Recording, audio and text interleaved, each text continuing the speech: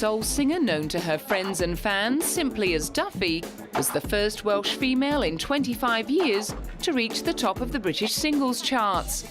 She broke the quarter-century drought with Mercy, the second single taken from her debut album Rock Ferry, which went on to win Album of the Year at the 2009 Brit Awards. Duffy also carried off the awards for Best Breakthrough Act and Best Female, making her the biggest winner. An incredible achievement for the 24-year-old from Bangor, who'd been asked to leave her school choir because her voice was too big and she didn't fit in.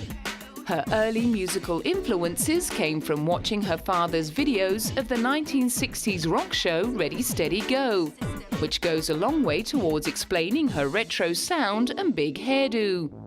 She's the first to admit that growing up in a small Welsh town didn't prepare her for a career in the music industry.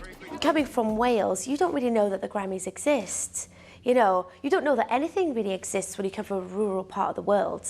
You know, we didn't have a record store in my town, we didn't have a cinema, we didn't have any clothes shops, nothing. So I can excuse myself in saying I was still learning about other things in life. In fact, her upbringing was so sheltered that she'd never even heard of the Grammys. But upon picking up 3 nominations for Rock Ferry, she'd got a bit more of an idea. I think the Grammy Awards itself is probably about 10 hours longer than the Brits. The Brit Awards are in the evening, so normally alcohol-fueled. This is what my understanding is anyway. Despite the amazing success, which saw Rock Ferry become the biggest-selling British album of 2008, earning her approximately £4 million, Duffy claims to be rather unimpressed by all the fanfare.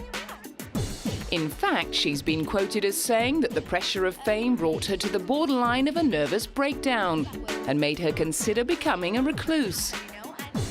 Thankfully for her fans, she decided against it, and in early 2009 began working on a second album with ex-Suede guitarist Bernard Butler. This last year, the 3 years before that I was writing my first record, I think I was thinking about my second. I was like, that's for the second record. You know, I just had a sense, that each and everything was a chapter. So the second chapter has already begun.